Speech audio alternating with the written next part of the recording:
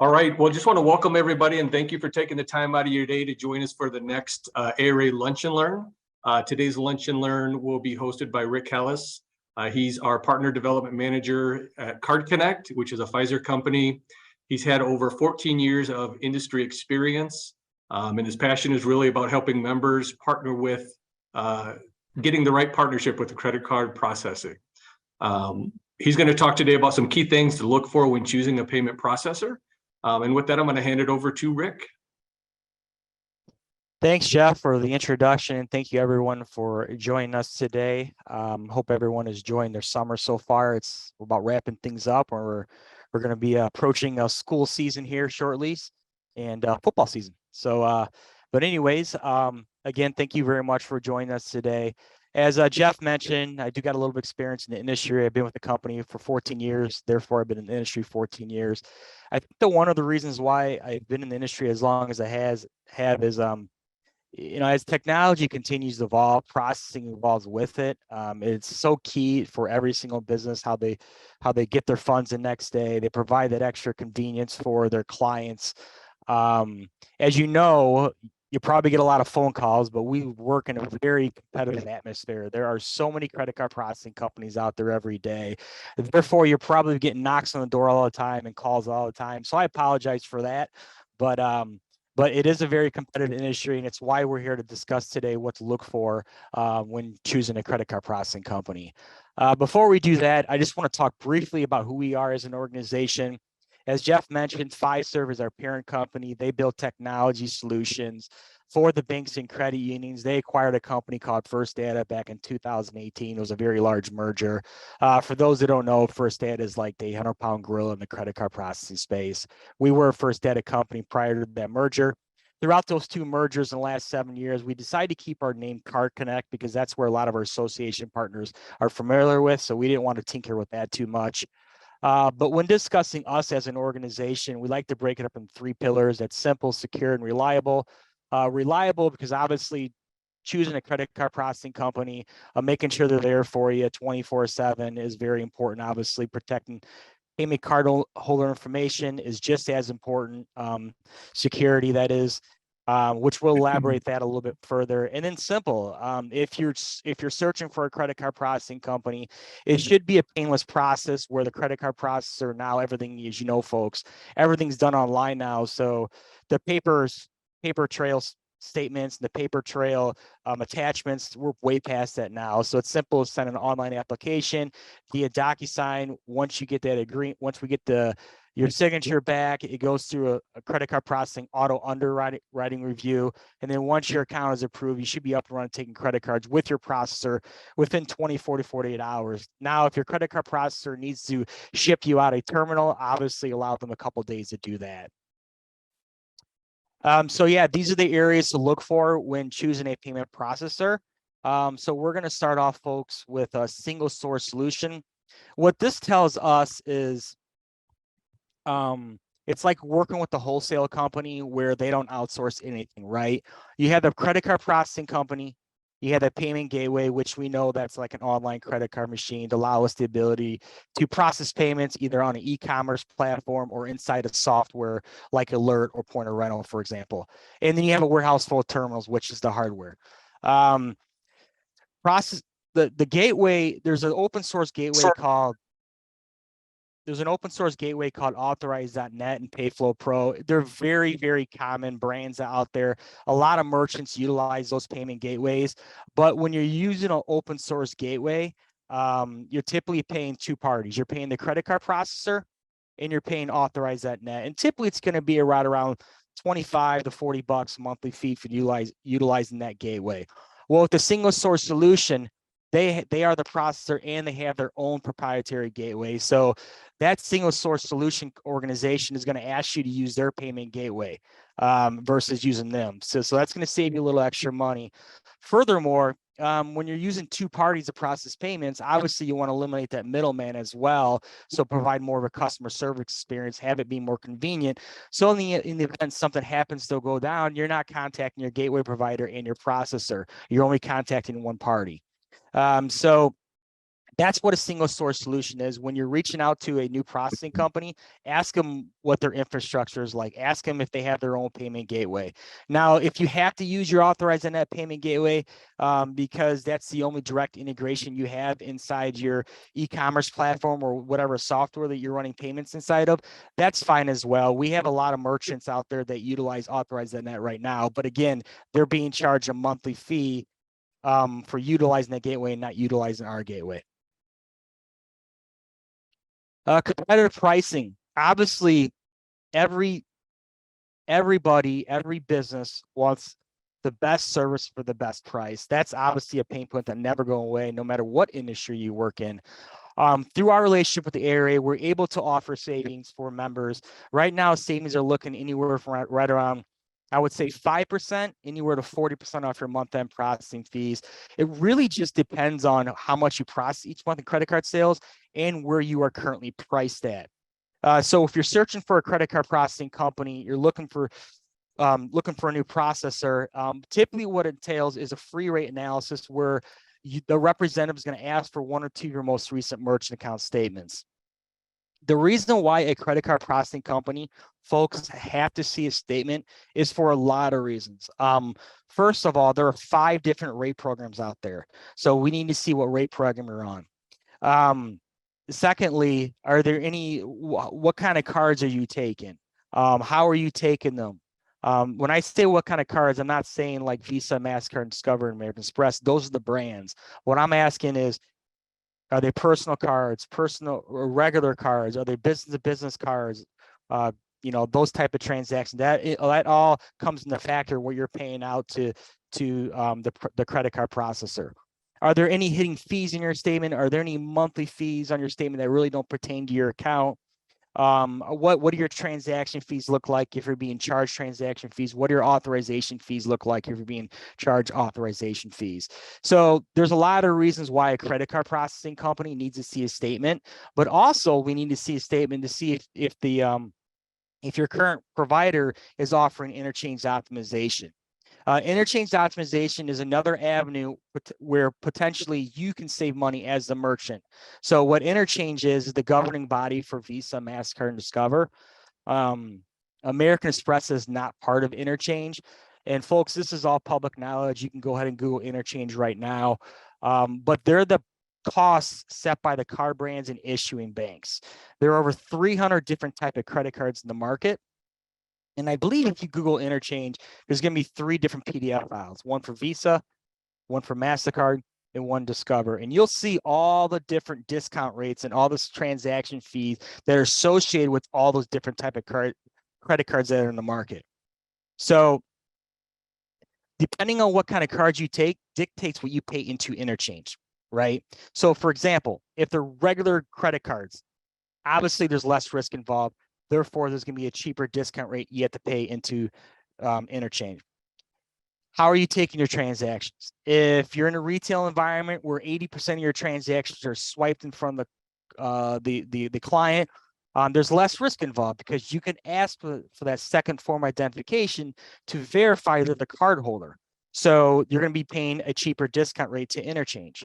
If you're doing non-present transactions, so for example, if you're taking everything through a shopping cart or you're manually entering into a virtual terminal or you're set up for recurring billing, all those are non-present transactions because that customer is not in front of you where you can ask them a second form identification. You're going to be paying a higher discount rate to interchange. And then last but not least are what we call non-qualified cards, which means business-to-business transactions. So you have your business cards, business rewards cards, your corporate rewards cards, your government cards. Those are riskier transactions. Therefore, there's going to be a higher discount rate that you have to pay in to the card brands and issuing banks. So what is interchange? The governing body, Visa, MasterCard, and Discover, they're the costs. Credit card processing companies cannot change the cost. They are what they are. American Express, again, is not part of interchange, hence the reason why their rates are typically a little higher, probably right on 0.5% or maybe a full percent higher. Now, what is interchange optimization? This is technology that the credit card processing company passes on to merchants to qualify for the lowest industry rate in the market at that particular time. We do this by transmitting level 2 and level 3 data fields. So the visual that you see here, folks, is these are all the required fields, some of the required fields, I should say, that qualify for interchange optimization. So the ones that are highlighted in green means your client filled out those required fields during the checkout process. The ones that are highlighted in red, so for example, I think customer code, ship from postal code, because they're highlighted in red because the client didn't fill out that required information during the checkout process. So therefore, you, the merchant, are not going to qualify for interchange optimization. However, there are credit card processing companies out there that have the infrastructure, have the technology implemented inside interchange optimization that automatically check those fields off for you on behalf of the client, so you qualify for the lowest interchange rate in the market at that particular time. Okay, like for example, CarConnect has that. So when you are looking for a new credit card processing company, ask them about interchange optimization. See if they have that implemented to where they automatically populate those fields on behalf of your client to ensure you qualify for the lowest industry rate. Most credit, from what I know, don't quote me on this, but most credit card processing companies have interchange optimization, but they don't have it on this level. So it's important to ask those questions when you're on the call. And again, this is all public knowledge. Feel free to Google interchange. So it's one of the reasons why a credit card processing company wants to look at a statement is to see if your current processor is offering interchange optimization. And how we can tell is, depending on what rate program you're on, we can tell if that company is offering interchange optimization. And feel free to ask any questions throughout this session, folks. If you have any, you can always type it in the chat box as well. I think we'll be able to get through this pretty quickly today, so we'll definitely have enough time at the end for some questions. Okay, so surcharging program is another avenue where a merchant can obviously save money. I'm not sure if all processors have this implemented or not, but it's definitely become more and more popular. So we all know that every time you take a payment or process a payment, whether it's keyed in over the phone or in front of the customer through a shopping cart, however way you're currently set up, it's a discount rate that you have to pay out to interchange and to the credit card processing company. So let's say, for example, I use Square, for example. They have a flat rate program. It's a swipe, non-swipe. The rates are public knowledge on their website. I believe a swipe is 2.6%, and a non-swipe transaction is a 3.2 or 3.25%. Someone is ringing here. Are you hearing that, Jeff? No. There was someone calling in or something ringing. That was weird. But anyways, that's what Square's rates are. So every time you take a transaction, you're paying a discount rate, right? We know this. Now you have the ability to pass on that discount rate to the client. It's all integrated to the checkout process. Typically, it's a fixed rate of a 3%. It is with CarConnect. It's pretty competitive across all processors. So again, it's all integrated. So it's $3 per $100 transaction. The only card that cannot be surcharged by law is the debit card, but the rest can be surcharged.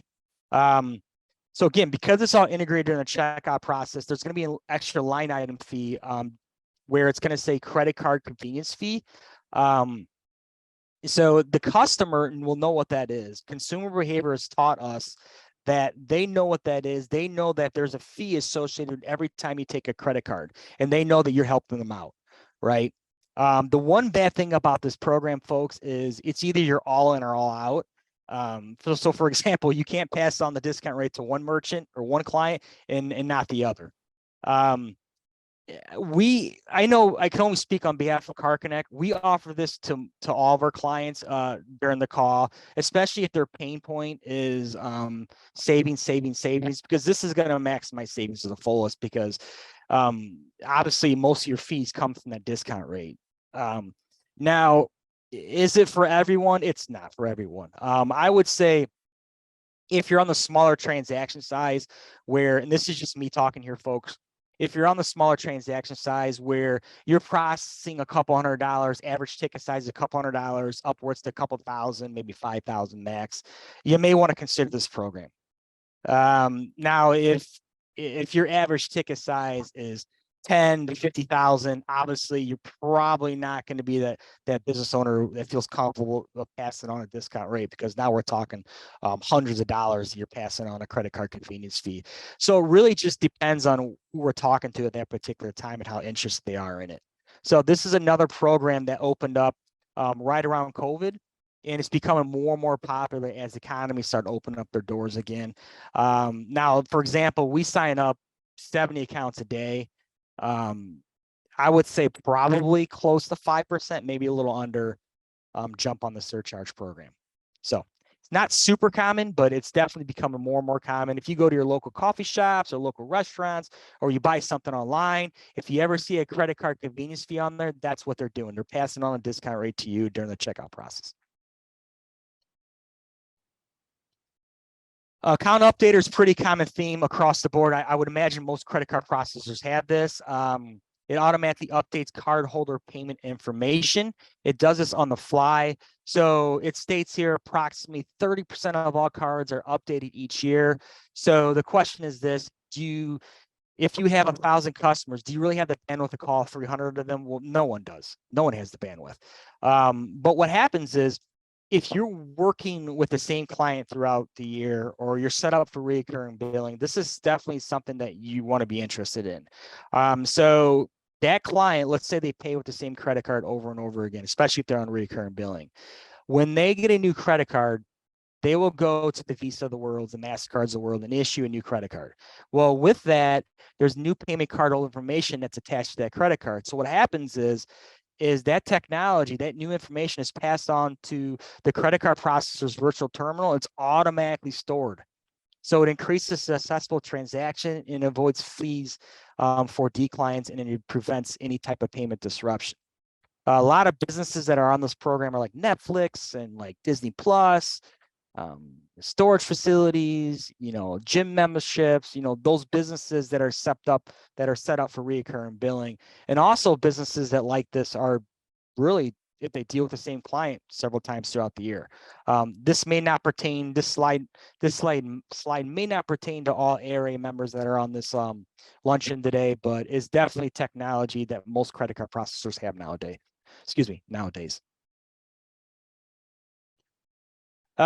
Security. This is really important for all credit card processing organizations. I'll tell you a quick story real quick, since we're making good timing. Target a couple years ago, and no pun intended, they had a target on their back. They put a target on their back where they were so confident in the security systems. It was before I got in the industry. It's probably 15, 20 years ago, where they welcome all breachers. Well, there's a lot of intelligent people out there. So what happened was they were able to hack into systems and steal all this payment cardholder information. And that was a big no. When that happened, oh my gosh, we got more hands-on with security. Every processor did out there. If they can hack in the target, we better take this stuff pretty seriously. So credit card processing companies did start taking it very seriously, and they always have, but even more seriously. So what happened was, in a retail environment, we started building EMV chip readers. They've been around for many years. Apple Pay, like Tap to Go, also been around for a couple of years now. So those are essential for retail environment. And then you have, I'm getting a ring here again, Jeff. I think someone might be joining the webinar here. No, good on this end. Okay, I'll just ignore it then. It might be on my end. I apologize, folks. Another way we take payment security very seriously is anytime you process payments, or you're a new company, or you want to switch over from one credit card processor to another, you're going to get a welcome email. Within that welcome email should be a questionnaire called PCI questionnaire. It's a certification. After you fill out the questionnaire, you should receive a certification via email. This questionnaire was built by the card brands and issuing banks about 20 plus years ago, to ensure that all the merchants know how to securely process a credit card transaction. It's inconvenient for business owners. I get it. You guys are really, guys and gals are really busy out there. You're multitasking at a high level. But if you don't fill out the questionnaire, what happens is you become non-PCI certified. So you're going to get hit with a monthly fee, right? These fees start off anywhere from $10 to $20, and I've seen them as high as $100 a month. So take 30 minutes to an hour once a year to fill out that questionnaire so you don't get hit with those fees. And if you're talking to a credit card processing organization where they say, hey, I have you covered, we'll do the questionnaire for you. No, that's a hard no. Don't do that. You, the business owner, or whoever's attached to the merchant account, has to fill out the questionnaire, or maybe someone in your IT department fill out the questionnaire. But it's got to be someone from your organization, because a credit card processor doesn't know your business like you do. So very important to know that. So make sure you become PCI compliant. And then last but not least, another way we protect payment cardholder information is through tokenization. Tokens are randomly generated and impossible to decrypt. So you have the visual you see here, folks. You have the credit card, and then you have the token, and then all you see is the last 4 digits of the credit card number. So you, the merchant, don't even have access to the credit card information. You only see the last 4 digits, but you have the token. That's how you file the transaction. Everything is encrypted. So in the event of a breach, they're going to see all that mumbo jumbo information. Tokens can be used for recurring charges if you're set up for recurring billing, that is, and tokens are unique to each organization. I would imagine most processors have tokenization nowadays, but definitely bring that up in the conversation, especially a lot of folks in this call, I would imagine, are not taking transactions in person. So very important to know this. Reporting is very important. When you're choosing a credit card processing company, folks, believe it or not, if you choose the right processor, you should have access to everything at your fingertips. All right. So I just shared a quick slide on what our reporting in our virtual terminal is called CardPoint. So I wanted to show you a quick slide what ours look like. And really, we all know that all softwares, and I wouldn't say softwares, all CRMs, they all kind of operate the same, right? I've been through a couple CRMs throughout my career. They all work on the same behavioral patterns and things of that nature. So I wanted to kind of give you a quick visual on what ours look like. So there's a lot of features that reporting, like a lot of credit card processing companies have this, where you have access to everything at your fingertips. So you can customize reporting, you can pull batch reporting, you can pull your chargebacks reporting if, God forbid, if you have chargebacks, your batching reporting. More than one user can log in at any given time. More than one user can log in to utilize it as a virtual terminal, to manually key enter the credit card right there on the spot if you need to be. This is also where you should have access to your merchant account statements, which is very important, because I can't even begin to tell you when I'm at like an ARA show or any other partner show, and I ask them to pull up a statement on their cell phone or maybe on their laptop or tablet, and they don't know how to do it because they don't know where to go. You should look at the business owner or whoever's attached to the merchant account should really look at your statement once a month. My brother-in-law has 2 businesses, and I tell him that. I always remind him, because what happens is things change in our industry that credit card processors have no control over. So if something changes, then we have to notify you by law, and we notify you via statement.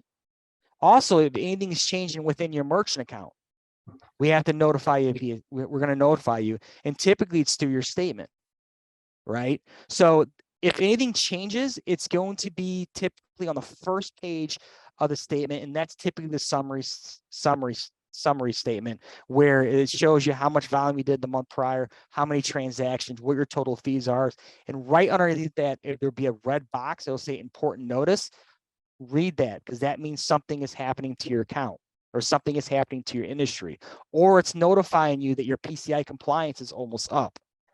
So every company, as you know, have gone green. We don't get bank statements anymore via email or via mail. We all get them through emails or through logging in through a portal. So that's why it's important to log into your portal every month that your processor provides for you, so you can have access to your statement and look at it just to make sure nothing's changing.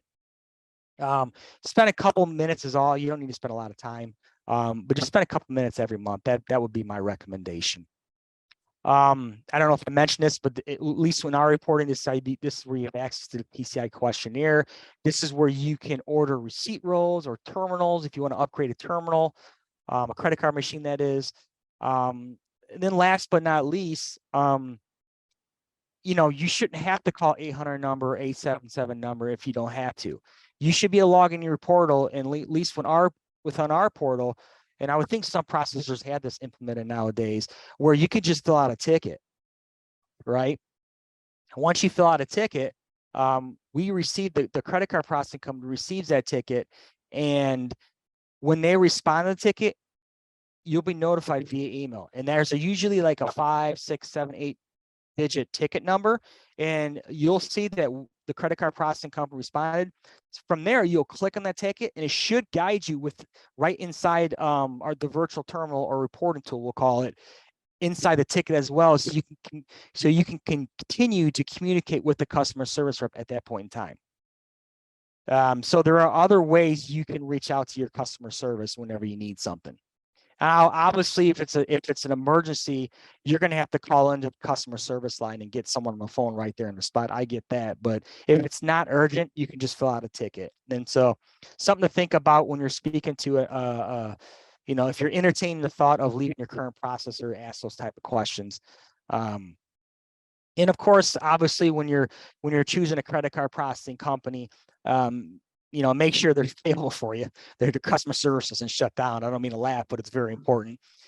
Moreover, make sure there's an actual rep attached to your account and they're readily available for you. We all know this day and age, customer service is getting weaker and weaker, if I'm being quite honest with you. I call Comcast, sometimes I can't even get through to someone. When you speak to a representative the first time with a new processor company, they're in sales. Their name will be attached to your account. But if you reach out to them again, yeah, they're going to be responsive, but there may be a delay there because they're on the phone selling. So who else is going to be attached to your account? Who else can you reach out to other than that one rep that you spoke with 6 months ago? You know, through our relationship with the ARA, that would be me. I have access to all the merchant accounts. Now, I always tell Jeff this, or at least I have in the past. And look, I'm not a customer service rep by any stretch of the imagination. But if someone reaches out to me on behalf of the ARA and they're already utilizing their services, or if Jeff reaches out to me probably once every 6 weeks and says, hey, can you help this merchant out? We have a member that needs help. You know, I will, based off what they need help with, I will guide them to the proper customer service department, and I'll make sure a customer service rep reaches out to them the same day. So those are the type of questions you want to ask your new processor. Is there someone, do you actually have a real person there that can answer any question I have at any given moment? So if you want to learn more about our industry or even about CarConnect, you can always reach out to me. That's my email address, richard.callis@fiveserve.com. Please remember, we are a Fiveserve organization. And then if you want to go to our co-brand landing page to learn more, you can at carconnect.com/partner/ARA. There is an online inquiry there as well. You can always fill out that online inquiry, and we'll reach out to you in 1 to 2 hours. Ed Satala is our American Rental Association representative, so he'll walk you over a program and pricing. But you can always reach out to me for anything. It doesn't have to be about our organization. It can be about industry stuff. If you need help reading a statement, I can help you out with that as well.